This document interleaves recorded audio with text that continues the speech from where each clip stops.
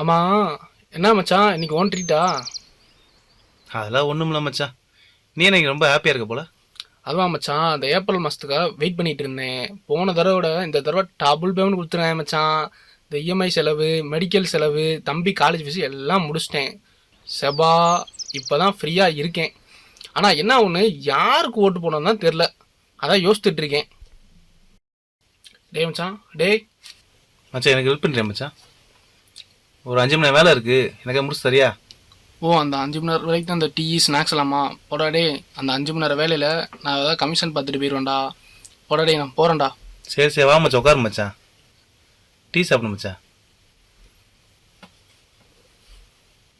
மச்சான் ஒரு tea snacks வாங்கி கொடுத்தேன். ஒரு 5 மணி எனக்காக வேலை செய்ய யோசிக்கிறீல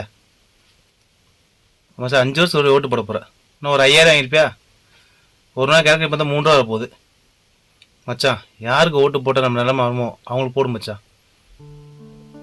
சாரி மச்சான். போவோம் மச்சான். போலாம்.